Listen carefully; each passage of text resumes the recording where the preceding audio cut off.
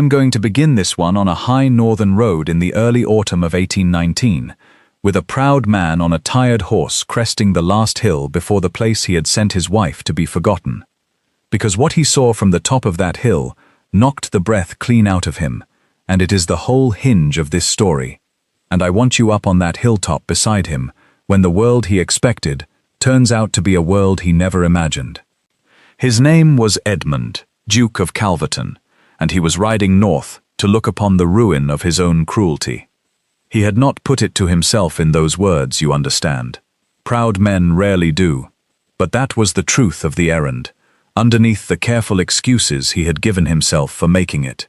2 years before, the Duke of Calverton had banished his wife, sent her away in disgrace to Coldfell, the bleakest, poorest, most neglected and forgotten of all his many holdings, a half-ruined estate on the wild edge of the far north, chosen precisely because it was the most dismal place in his possession and the furthest from anyone who mattered.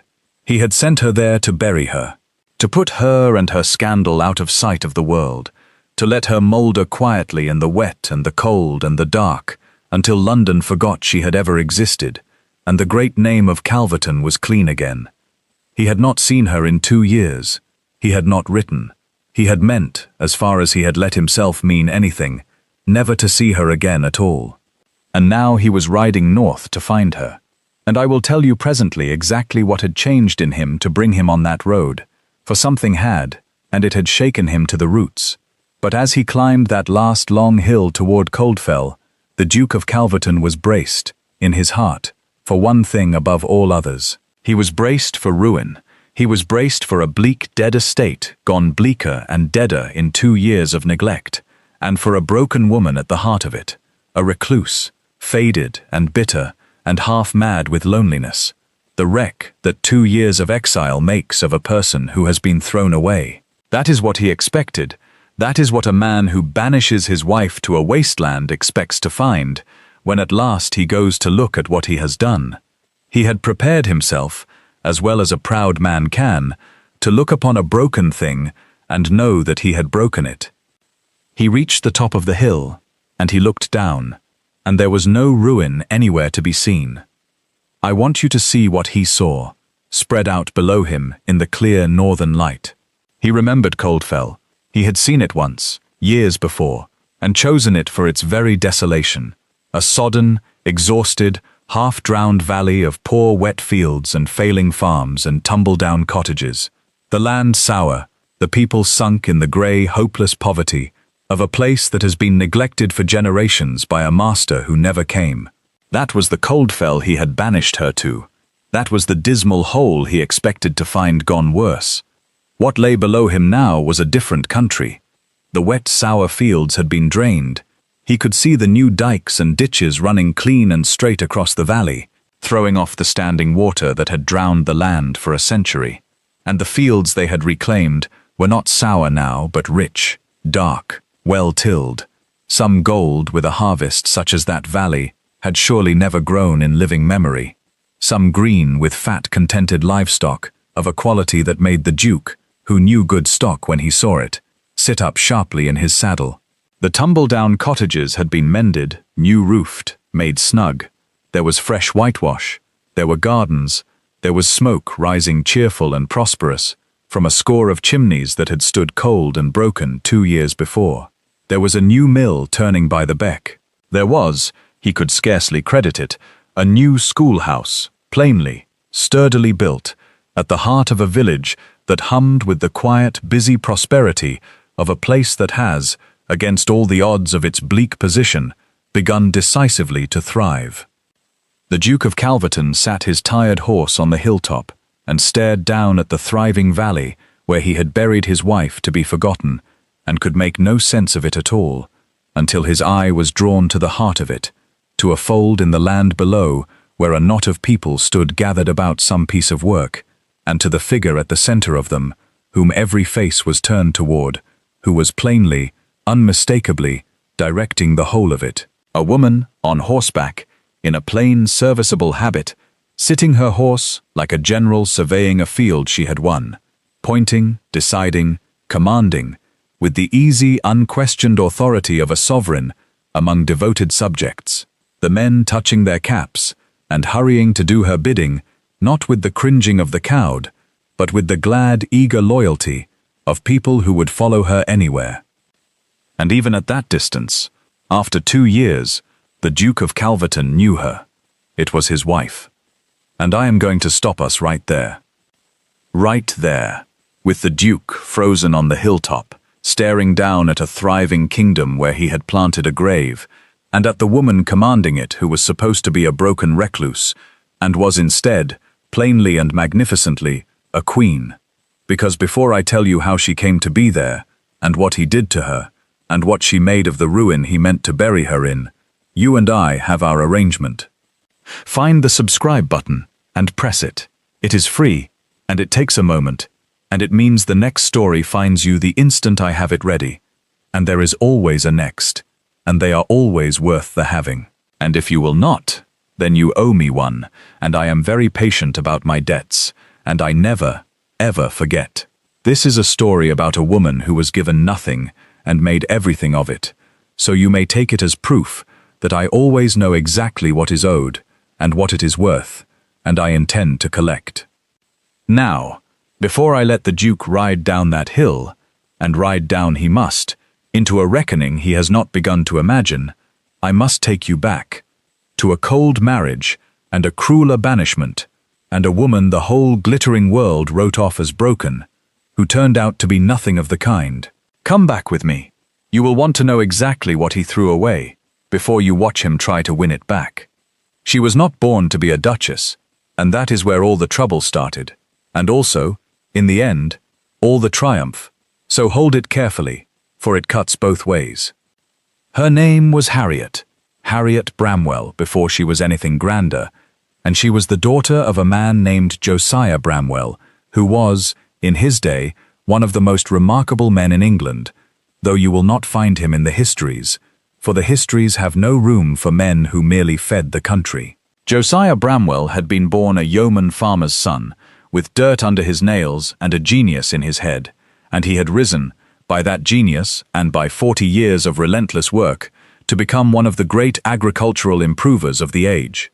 He was a man who understood land the way a great physician understands a body, who could look at a sour, drowned wasteland that had defeated farmers for centuries and see, beneath it, the rich country it could become, who drained the undrainable and bred the unbreedable, and turned poor acres into gold by methods so far ahead of his neighbors that they called him a wizard before they grudgingly called him a master. He made a vast fortune doing it, for land transformed is wealth made, and he made it honestly, with his own hands and his own mind, out of the earth itself. And Josiah Bramwell had one child, a daughter, and he loved her, and he did with her the thing that shaped her whole life. He taught her everything. He had no son to pass his genius to, and he was far too sensible a man to let a gift go to waste merely because it had been born in a girl, and so he raised Harriet at his side, in the fields and the byres and the drainage works and over the account books, and he poured into her the whole of his 40 years' knowledge of the land, and found, to his deep delight, that she had inherited his genius entire. By the time she was 20, Harriet Bramwell could do anything her father could do, and a few things he could not. She could walk a sour field and tell you what it wanted. She could breed a flock, drain a fen, manage 100 laborers, balance the books of a great agricultural enterprise, and turn a dying farm thriving inside of 3 seasons. It was the joy of her life. It was the thing she was for. She was, in the truest sense, a queen of the land, raised to a kingdom of earth and growing things, and she asked nothing more of the world than to be let go on ruling it. And then her father died, and left her his entire vast fortune, and the world she had never wanted came and got her.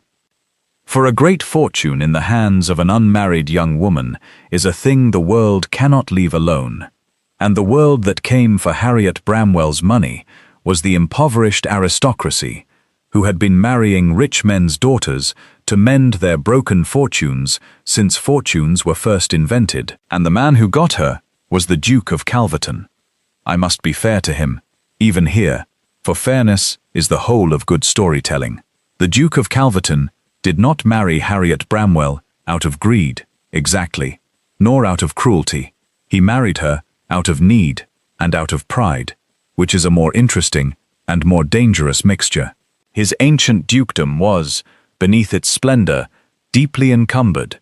Generations of grand, careless Calvertons had spent more than the estates brought in, and Edmund had inherited a great name wrapped around a hollow center, and he needed money, badly, to save it. And Harriet Bramwell had money, mountains of it. So the bargain was struck, as such bargains always are. The merchant's fortune for the ducal name, the dirt farmer's daughter made a duchess in exchange for the gold that would save 400 years of Calverton from the auctioneer. Her father's lawyers arranged it, the Duke condescended to it, and Harriet, who had no say in the matter that anyone troubled to ask for, and who was, in the cold months after her father's death, too grieved and too alone to fight it, found herself married to a proud, cold stranger, and carried off to be the Duchess of Calverton. And here is the cruelty at the heart of the bargain, the cruelty that no one signed, but everyone inflicted. The Duke of Calverton wanted Harriet Bramwell's money, and he wanted the heir she might give him, but he did not want her. He was ashamed of her. A dirt farmer's daughter, however rich, was beneath the dignity of Calverton, and Edmund never once let her forget it. Not cruelly, not with blows or curses, but with the colder weapons of the proud, the lifted eyebrow, the faint distaste, the careful distance, the unspoken but constant reminder that she had been purchased, that her money was welcome, but her person was an embarrassment to be managed. He spent her fortune to save his estates, and looked down on her for having had it to spend. He installed her in his great houses, as a man installs a necessary but regrettable piece of machinery, and he never, in all the months of their marriage, troubled to discover that the woman he had bought and was ashamed of was one of the most gifted human beings in England. For that is the part that breaks my heart, and you must feel it to understand everything that comes after. Harriet Bramwell, Queen of the land, born and bred to rule a kingdom of earth and growing things, was shut up as Duchess of Calverton in a gilded cage where every single thing she was good at was forbidden her. A duchess does not drain fields. A duchess does not breed livestock or walk the boundaries or balance the estate accounts or stride about the byres with mud on her boots, directing the labourers. A duchess sits in drawing rooms. A duchess presides over dinners and makes correct conversation and wears the correct gowns and is admired or scorned by the correct people. A duchess is an ornament, and Harriet, who had never in her life been an ornament, who had been raised to be the most useful woman in any room she entered, found herself with idle hands and an idle mind in a world that prized her for nothing but her husband's name and her father's money, surrounded by people who looked down on her birth and laughed behind their fans at the dirt farmer's daughter who did not know how to be a great lady, and who, worst of all, had a husband who agreed with them. She tried. I want that known. In the early months, she tried to learn the ornamental arts, tried to win the cold, proud man she had married, tried to make something of the marriage, even on its loveless terms. And there was a moment, early before everything went wrong, when she thought she glimpsed in Edmund something she might have loved, had he let her, a flash of real intelligence beneath the pride, a loneliness behind the coldness, a man who might, just possibly, be more than his terrible upbringing had made him. She reached toward it once or twice, and each time he drew back behind his pride and his distaste, and reminded her, without a word, of exactly what she was and was not, and at last she stopped reaching, and folded that small, foolish hope away, and resigned herself to a long, cold, ornamental life in a cage, with her great gift rusting unused inside her, and her great heart going slowly to sleep, for want of anyone who wanted it. That was the marriage. A purchased duchess, ashamed of by her lord, dying by inches of uselessness in a gilded room. And it might have gone on like that for 40 grey years. A great many such marriages did. had it not been for Lady Cressida Astley and the scandal she built. Lady Cressida Astley was beautiful and well-born and poisonous, and she had wanted to be the Duchess of Calverton herself. That was the root of it, the old simple root of so much cruelty, which is thwarted want. Lady Cressida had expected for years to marry Edmund. She was exactly the sort of woman a Duke of Calverton was supposed to marry. High-born, fashionable, correct, and she had considered the match as good as made, in her own mind, and had let the world consider it so too. And then the Calverton fortunes had failed, and Edmund had needed money more than he needed breeding, and he had thrown Lady Cressida over to marry the dirt farmer's rich daughter instead. And Lady Cressida Astley had smiled and curtsied, and congratulated the happy couple, and underneath the smile she had sworn that the merchant's chit who had stolen her dukedom would be made to pay for it. She was patient, and she was clever, and she was waiting, and Harriet, isolated, friendless, ignorant of the vicious undercurrents of the ton, made an easy mark. Lady Cressida built her scandal carefully, the way such things are built, out of nothing, out of appearances, out of whispers placed in the right ears, and meetings, arranged to look like what they were not. There was a young man, an innocent enough young man, a music master or some such, engaged about the house, and Lady Cressida arranged matters, with forged notes and bribed servants and careful staging, so that the Duchess of Calverton appeared, to those primed to see it, to be carrying on an intrigue with him. A private meeting that was no meeting. A letter in a hand got up to look like Harriet's, a whisper, and then another, and then the slow, poisonous spreading of a thing that, once spreading, cannot be caught and killed, until all of fashionable London was murmuring that the dirt farmer's daughter, the Duke, had so unwisely married, had shown her low breeding at last, and disgraced the great name of Calverton with a vulgar affair. It was a lie. Every word of it was a lie, manufactured out of malice by a woman who hated her. And Harriet, when she understood what was being said of her, was at first too stunned to defend herself, and then, when she tried, found, as the falsely accused always find, that there is no defense against a lie that everyone has already decided to believe. She went to her husband. Of course she went to her husband. He was the one person in the world with the power and the standing to clear her, to stand beside her, to face down the slander and protect his own wife. And the Duke of Calverton did not believe her. That is the wound at the center of this whole story, and I will not let you look away from it, for it is the thing he must spend the rest of the tale atoning for. He did not believe her, or rather, and this is worse, he did not trouble to find out whether to believe her. He heard the scandal, and he saw the appearances Lady Cressida had so carefully staged, and his proud heart, which had never valued his wife, which was half ashamed of her low birth, which was quick to think the worst of a woman raised in the dirt, leapt to the convenient and dishonorable conclusion. He did not investigate. He did not weigh her word against her accusers. He did not give the woman who had brought him a fortune and 3 years of faithful, patient endurance so much as a fair hearing. He looked at his wife, white and desperate and telling the truth, and he chose, because it was easier, because it salved his wounded pride, because he had never thought her worth the trouble of justice, to believe she had betrayed him. And he banished her, coldly, finally, without appeal. He would not divorce her. A divorce was a scandal in itself, and besides he had spent her money and could not return it. But he would not keep her where the world could see her either. He would bury her. He sent her away to Coldfell, the bleakest hole in his possession, with a cold, curt order that she was to remain there, out of sight, for the rest of her life, that she had disgraced his name and would now be hidden away where she could disgrace it no further, that he never wished to see her face again. He did not shout it. He said it quietly, with distaste, the way one gives instructions for the disposal of something spoiled, and then he turned his back on her and had her carried off to the north, and considered the matter closed. She did not weep when he banished her. I am told she stood very straight and very white, and heard him out, and said only one thing, at the end, very quietly, and remember it, for it is the seed of everything. You have never once known what I am. You are about to find out, and you will be sorry." And then she went north, to Coldfell, to be forgotten.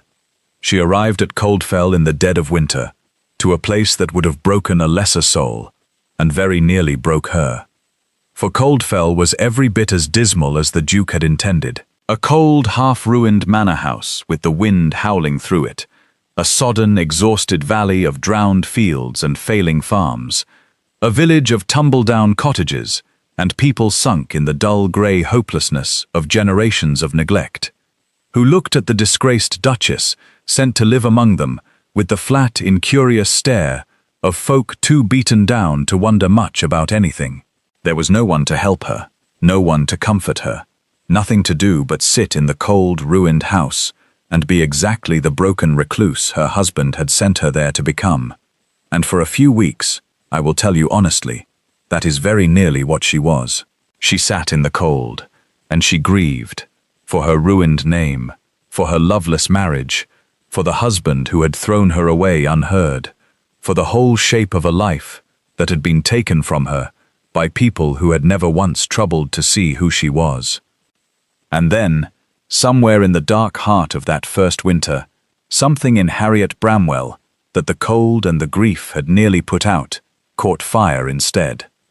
For she went walking one grey day, out of the cold house, out across the drowned and sour and neglected fields of Coldfell, and as she walked, the daughter of Josiah Bramwell looked at that wasted, defeated, miserable land with her father's eyes, and she saw, beneath the ruin, exactly what her father had taught her to see. Not a wasteland, but a kingdom waiting to be made. She saw where the water wanted draining.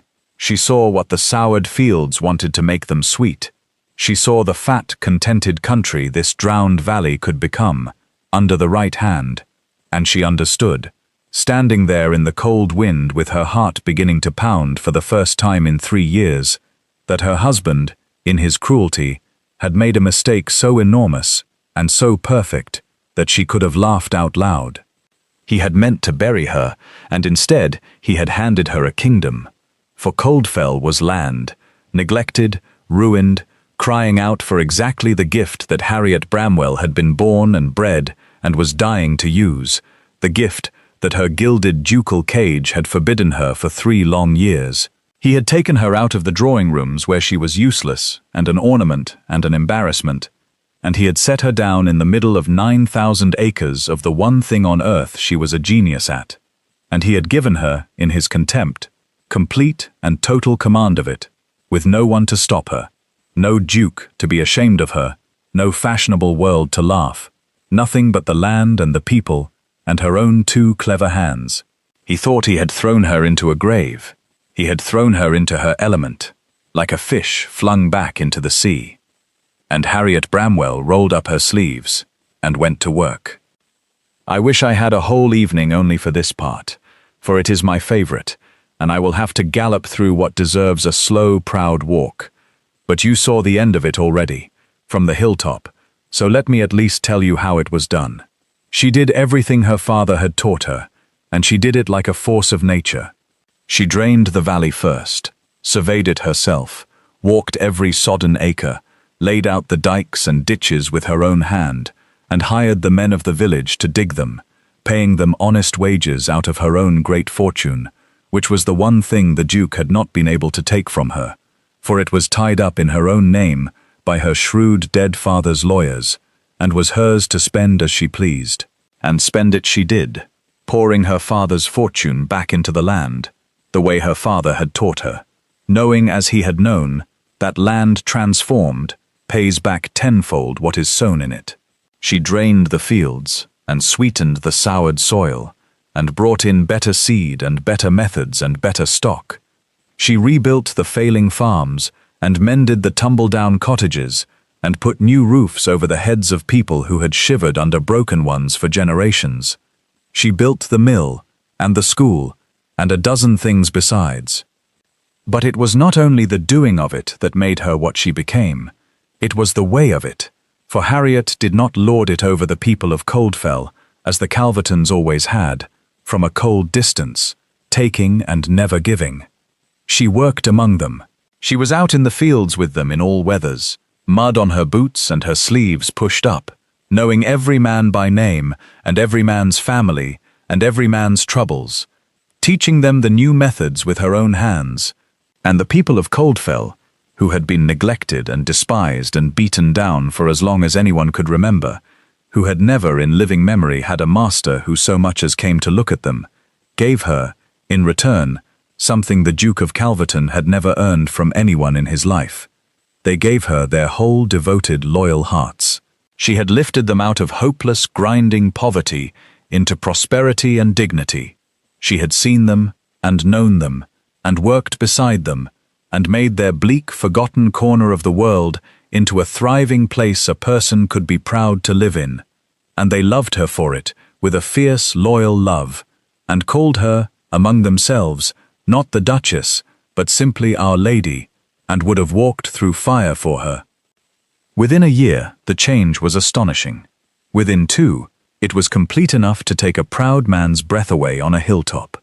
Coldfell, bleak, drowned, dying Coldfell, the dismal hole chosen to bury a disgraced wife, had become one of the most thriving, prosperous, talked-of agricultural estates in the whole of the north of England, a model that improving farmers came from 3 counties to study, a little kingdom of rich fields and fat stock and snug cottages and devoted, prosperous people.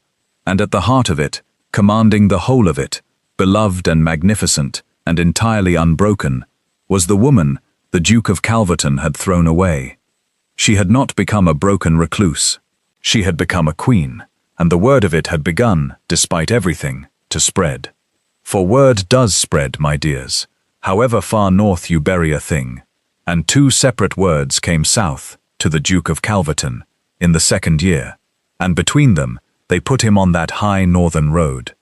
The first word was the accounts. For Coldfell, which had drained money out of the Calverton coffers for generations, which the Duke had never expected to hear of again, except as a dismal expense, had begun, astonishingly, to show a profit, and then a remarkable profit, and then a profit so large that the Duke's own men of business came to him baffled and asked what in heaven's name was happening at the northern estate, for it had become, of a sudden, the most productive holding in the entire dukedom. And the Duke, baffled himself, made inquiries, and the inquiries came back with tales he could not credit, of drained valleys and model farms, and a thriving village, and improving men, coming from 3 counties to study the methods of the remarkable Duchess of Calverton, who had taken a ruin and made it a wonder. That alone might not have moved him. Pride is a heavy thing to shift. But the second word came at nearly the same time, and the second word shook the Duke of Calverton to his foundations, for the truth of the scandal had begun, at last, to surface. It surfaced as such truths do, a guilty conscience, a falling out, a loose thread pulled. One of the servants Lady Cressida had bribed 2 years before, dismissed since, and bitter, and frightened by some trouble of her own, unburdened herself at last, and what she confessed, and could prove, was the whole of it, the forged notes, the bribed witnesses, the staged meetings, the careful manufacture of a scandal out of nothing by Lady Cressida Astley to ruin the wife who had taken the dukedom she wanted. It reached the Duke, and the Duke of Calverton sat with the proof of it in his hands, and understood, slowly, with a horror that grew and grew, the magnitude of what he had done. His wife had been innocent. Innocent, entirely provably innocent, falsely accused by a jealous enemy, and he, her husband, the one man on earth bound to protect and believe her, had not troubled to discover the truth, had condemned her unheard on the word of her enemies, because his pride preferred the convenient lie, and had banished her, an innocent woman, his own faithful wife, to rot in a wasteland for a crime she had never committed. He did not sleep after that. A proud man's pride, once it cracks, lets in a flood, and the flood that came in upon the Duke of Calverton was shame, the deep scouring shame of a man forced to see himself clearly at last, and it would not let him rest. He had to go to her. He hardly knew what he would say or do. He had no right to anything, he knew that. He had forfeited every right. But he could not stay south, knowing what he knew, knowing she was buried in the north for his crime, and not go to her. So he rode north, in dawning shame, braced for the broken ruin of a woman he had wronged past forgiveness. And he reached the top of the hill, and looked down, and found not a victim, but a queen. Now I may let him ride down the hill at last, and I promise you the riding down was the longest mile of the Duke of Calverton's life. He came down into the thriving valley, past the new dikes and the rich fields and the snug cottages, past the curious, and then the cold, and then the openly hostile stares of the people of Coldfell, for they knew him, this proud southern lord, who had banished their lady, and never once come to see them, in all the years of their suffering, and they did not love him, and they did not trouble to hide it. And he came at last to the fold of land where she sat her horse among her devoted people, directing the work, and she saw him coming, and she did not start, and she did not pale, and she did not do any of the things a broken banished wife does at the sudden sight of the Lord who broke her. She simply finished giving her instructions, calmly, to the man beside her, and then she turned her horse, and walked it the few steps to where the Duke had reined in, and she looked at her husband across the small, cold distance, level and unafraid, with 2 years of a kingdom behind her, and she said, "Your Grace, you are a long way from London. Have you lost your way?" It was beautifully done. There was no anger in it, no tears, no reproach, only a cool, sovereign, faintly amused composure, the composure of a woman who held every card in the deck and knew it. And the Duke of Calverton, who had ridden north full of a shame he had rehearsed 100 ways, found every rehearsed word desert him, and could only look at her, at the woman he had bought, and been ashamed of, and condemned unheard, and buried in a wasteland, sitting her horse, like a queen in the kingdom she had built out of the grave he dug for her, magnificent and unbroken, and entirely, utterly beyond him. "Harriet," he said, he stopped, began again. "I have seen what you have done here, from the hill. I could not, Harriet, this valley was a ruin, it was a wasteland. I chose it because it was the most wretched place I owned. And you have made it," he gestured, helplessly, at the thriving country all around. "You have made it this. In 2 years, alone, with everyone against you. I do not have the words for what you have done. It is called work, Your Grace," she said pleasantly, "and knowledge, both of which I have had in great abundance my whole life, and neither of which you ever once troubled to discover I possessed. You spent 3 years ashamed of a dirt farmer's daughter. This is what dirt farmers' daughters can do, when someone is foolish enough to give them a free hand and 9,000 acres. She let that sit, just a moment. You gave me both when you banished me. I have been meaning to thank you. It is the only kindness you ever did me, and you did it by accident, meaning the opposite." The Duke flinched and took it, for he knew he had earned it. "I came north," he said, low, "because I learned the truth. About the scandal, about Cressida Astley." He saw her go very still. "I have the proof of it, Harriet, the whole of it, the forged notes, the bribed witnesses, the confession of the servant she paid. I know what was done to you. I know you were innocent. I know that you were innocent the whole time, and that his voice cracked, that I did not believe you, that I did not even trouble to find out whether to believe you, that I condemned you, and banished you, and buried you here, an innocent woman, my own wife, because it was easier than justice, and because my pride preferred the lie. I have come to tell you that I know it, and to tell you that there are no words on this earth for how grievously, how unforgivably I wronged you." And here, for the first time, something moved behind Harriet's cool composure. Not softness, not yet, but a flash of the old, deep wound, the wound of 2 years and a lifetime. "You did not believe me," she said, and now there was iron in it. "I came to you, Edmund. I stood in front of you, your own wife, and told you the truth, and begged you to stand beside me, and you looked at me, and you chose to believe a woman who hated me, because I was born in the dirt, and you had always thought the worst of me, and it was easier. She drew a breath. Do you understand that the scandal is not what you must atone for? Lady Cressida built the lie, but lies are cheap, and the world is full of them. What you must atone for is that when it came, you had so little regard for your own wife, so little, after 3 years, that you did not think me worth the trouble of the truth. That is the wound, Edmund. Not that I was lied about. That you, who were bound before God to know me and protect me, had never once cared to know me at all. I know, said the Duke. I know it, and I have no defense, and I offer none. He dismounted, then, got down off his horse, there in the field, so that he stood below her where she sat hers, which I do not think was an accident. I was raised to value one thing above all others, Harriet, and that thing was the name of Calverton. To value it above kindness, above justice, above people, above everything. My father beat that into me before I was 10 years old. It is not an excuse. There is no excuse.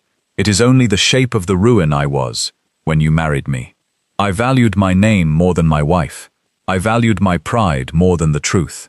And it took me 2 years, and the proof of my own monstrous error, and the sight of what you built out of the grave I dug for you, to understand that the name of Calverton is worthless, that it is a hollow gilded nothing, next to the worth of the woman I was too proud and too blind to see. He looked up at her. You told me, when I banished you, that I had never once known what you were, and that I was about to find out, and that I would be sorry. You were right on every count.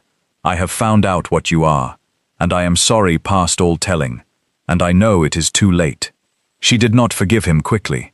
I want you to know that, and to be glad of it, for a forgiveness given quickly would have cheapened everything she had become, and Harriet Bramwell had not built a kingdom out of a wasteland, only to hand herself meekly back to the man who had buried her the moment he came crawling north with his shame. Why are you here, Edmund? She asked him, and it was the real question, the one beneath all the others. Truly, you have learned I was innocent. Very well, you might have cleared my name by letter and spared us both this. You have learned this estate turns a great profit. Perhaps you have come to claim it, for it is yours in law, as I am yours in law, the land and the wife both your property to dispose of. So which is it? Have you come for the profit, or have you come, having found I am not the broken thing you expected, to collect the wife who has turned out to be an asset after all? Be honest with me. For once in your life, I will have honesty, or I will have nothing. And the Duke of Calverton, who had spent his whole life behind the armor of his pride, took the armor off, there in the field, in front of her devoted hostile people, and gave her the naked truth. I have not come for the profit, he said. Keep it. It is yours. You made it. I would not touch a penny of it. And I have not come to collect you, like a parcel, like a thing that has appreciated in value.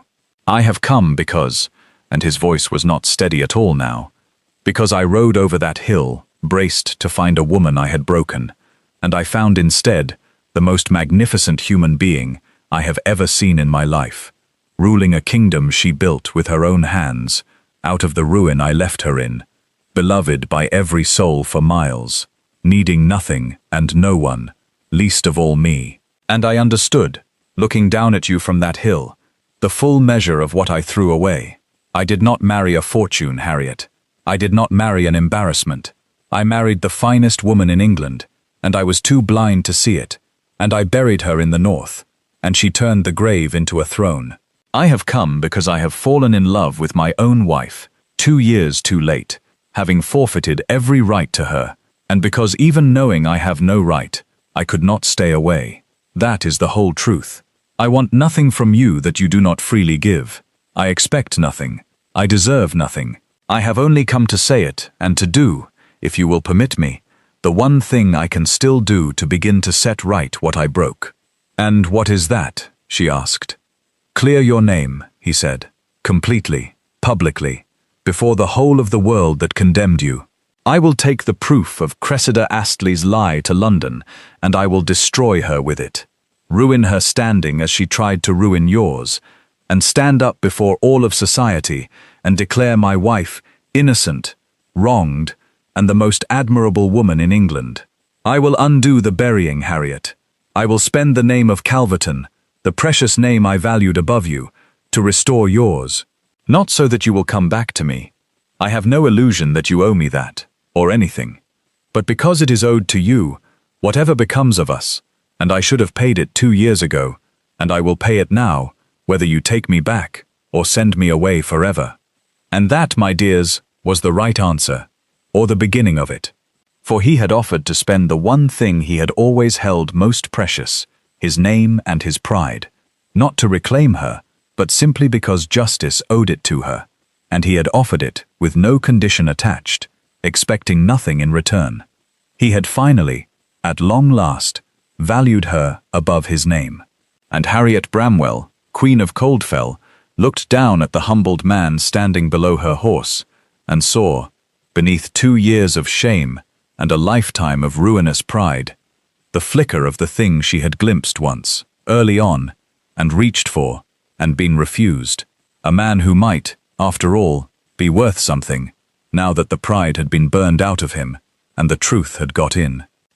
She did not fall into his arms. She was far too much herself for that.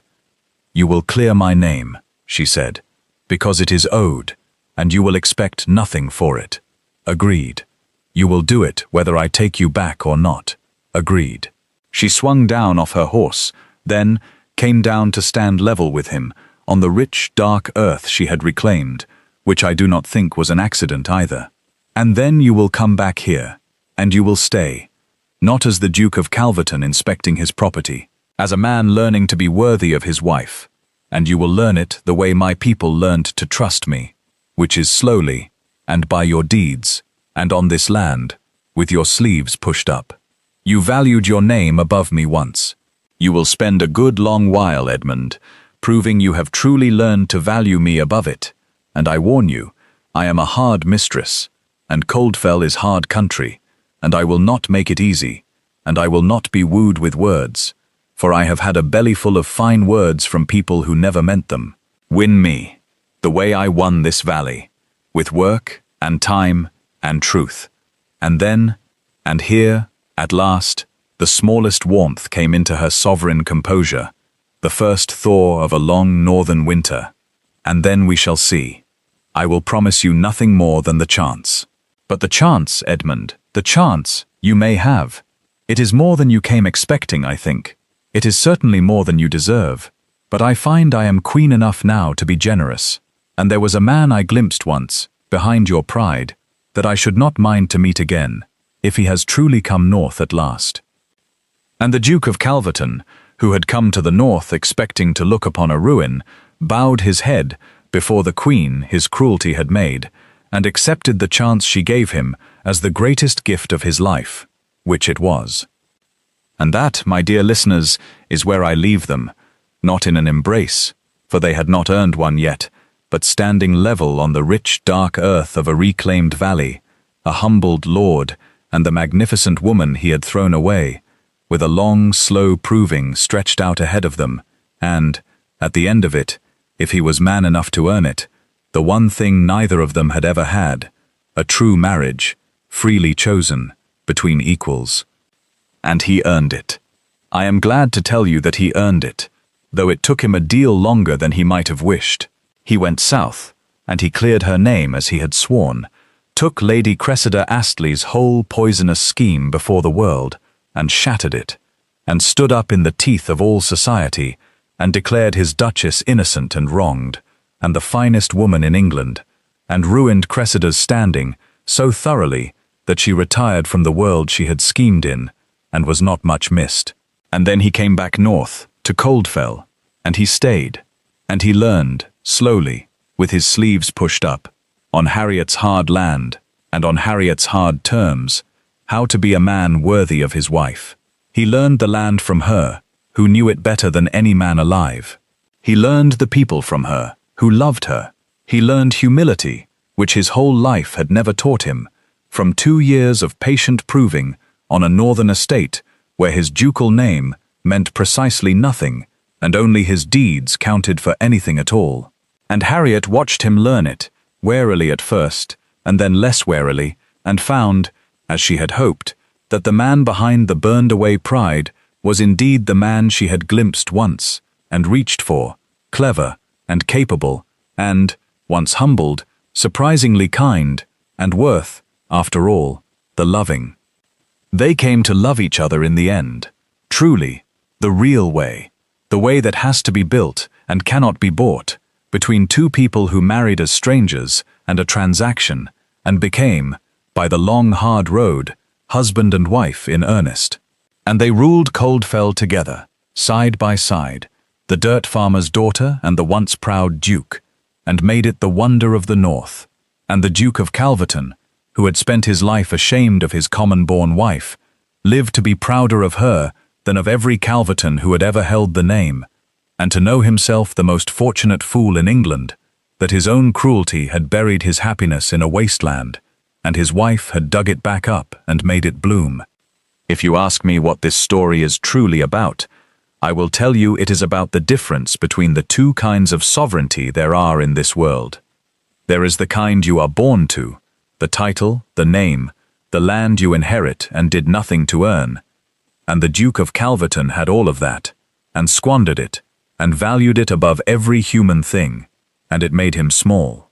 And then there is the other kind, the sovereignty you make, out of nothing, by your own gift and your own work, and the love you earn from the people whose lives you better. And Harriet Bramwell had that.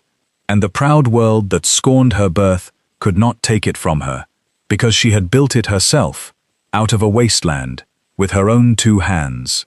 He was a king by accident. She was a queen by merit. And when at last he understood the difference, when he stood on that hilltop and saw what the woman he despised had built out of the grave he dug for her, it broke his pride and remade his soul, and that breaking was the best thing that ever happened to him. For there is no banishing a person who carries their kingdom inside them. You may send them to the ends of the earth, and they will simply build the kingdom there and reign. You have sat by my fire through a cold marriage and a cruel banishment, and the rising of a queen out of a wasteland, and I will not pretend I could have told it without you at the other end of the line.